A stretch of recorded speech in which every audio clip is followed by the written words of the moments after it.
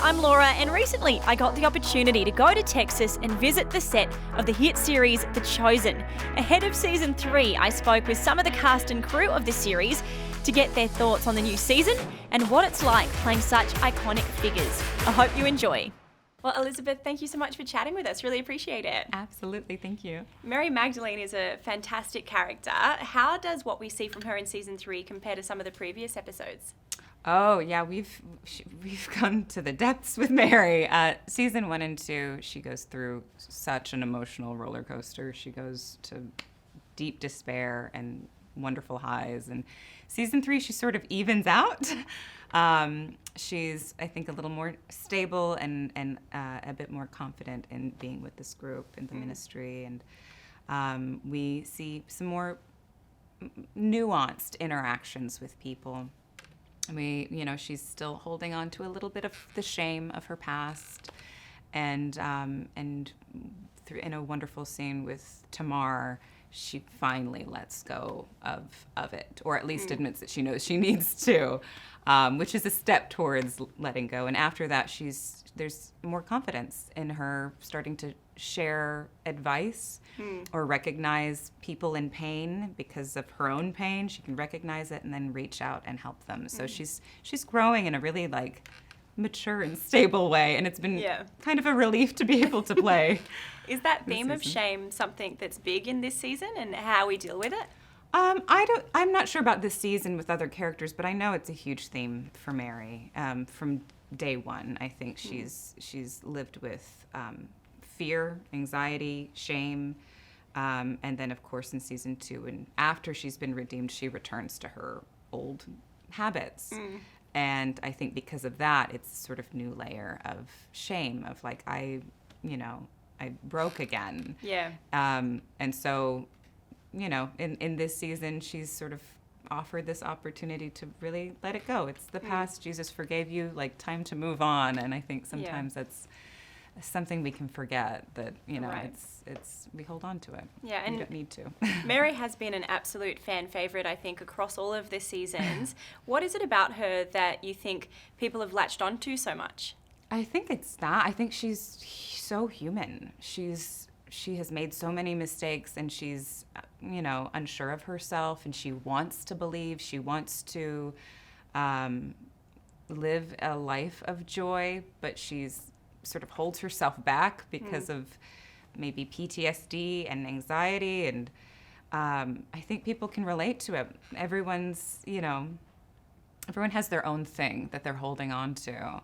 And she's not perfect, but she's trying, and I think that's a very identifiable type of character. Absolutely. Yeah. I think it does make her really relatable, and I think it also shows us so much about Jesus and who his character is, or what his character is like. Yeah. What do you think that Mary shows us about Jesus? Just love no matter what, absolute, true, real love, and forgiveness and grace. From the moment we meet him, he's saying, I can see past the pain and the layers and whatever personality and name you call yourself. I can see past all of that and into your heart. And, that's when he calls her by her name. And I think that it's a personal thing with Jesus. And I think that she brings out this storyline that Jesus knows us in a very personal way, How has playing her affected your relationship to Scripture and your understanding of the Bible? I had no idea. I didn't know it very well. There were details that I've had to go back and read, and I realized I completely missed, the one phrase of Mary whom Jesus cast out 7 demons. I'm she was really possessed. Wow. I read the script. I'm is this biblically accurate? And it's just, in The Chosen, they are able to expand these stories and show the reality of them, or possible, probable realities. Yeah. And and all of the healings, and you read it and you're okay. And then you watch it and you're oh, this is something. This is incredible, And what used to require our imaginations is now sort of being imagined together, and the reality of this many miracles that are just beautiful. You can see why it was before Jesus and after Jesus in the world, in our timeline. Like this was the most pivotal thing. And has there been a highlight for you of shooting season 3 so far? Not having to break down every day. It's been, I think, a slightly easier storyline and character arc for Mary this season. I've really enjoyed these one-on-one scenes with a few characters. I've had some really lovely scenes with Amber, who plays Tamar, and Paris, who plays Matthew, and Lada, who plays Eden. There's 3 scenes that I truly enjoyed, and it was just sort of showing up and being there for them, for those characters, and sort of facilitating like a little bit of advice from someone who's been there, and I've enjoyed that a lot. My favorite types of scenes are just like sitting down and talking. So I have not been missing the long walking out into the fields and in the heat. You like them a little bit more intimate, I suppose. Yeah. And I think one of the special things about The Chosen is the way that it has told the story of women in the Bible and given such space for characters to be fleshed out that maybe we don't hear so much from. What's your view on that aspect, on how The Chosen has approached characters like your own and the other women? I'm grateful for it, and I think it's so in line with who Jesus was and how he treated women. This was at a time where women had zero power, and he respected and loved them the same as men. He was sort of, looked past any sort of gender, anything. He looked at the person's heart, and so I think this is in line with Christianity, with what Jesus taught.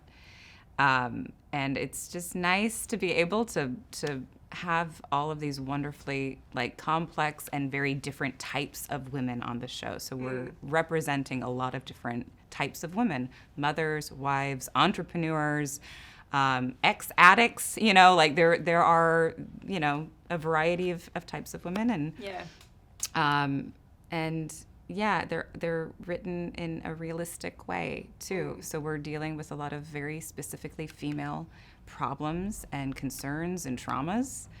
And I've never seen any biblical show do that. And honestly, I haven't really seen that many other shows do it either. So I think it's something new. It's distinct, it's special. And a lot of actors say that you learn from the characters that you play, that you somehow absorb things into your own experience from playing them. Has that been true for you of Mary? Oh, absolutely. Yeah. At first, I feel like playing the Lilith version of her was this cathartic thing for me to get out a lot of old emotions that I was holding on to. And then as she's been transforming and maturing, I feel like she's inspired me and almost led the way for me of like, oh, this is the next step in maturing. This is how you grow. And so I feel like I'm constantly learning from her, and I'm excited to see where else she goes. Yeah. Well, thank you for playing her, and thank you for chatting with us about her today. Thank you. It was lovely meeting you. Thanks so much for watching. Next time we hear from Yoshi Baragis, who plays Philip, one of Jesus' disciples, talking about what following Jesus requires of each of us. Part of the journey of following Jesus is sacrificing your ideals and sacrificing judgment on people's past and accepting them for who they are right now.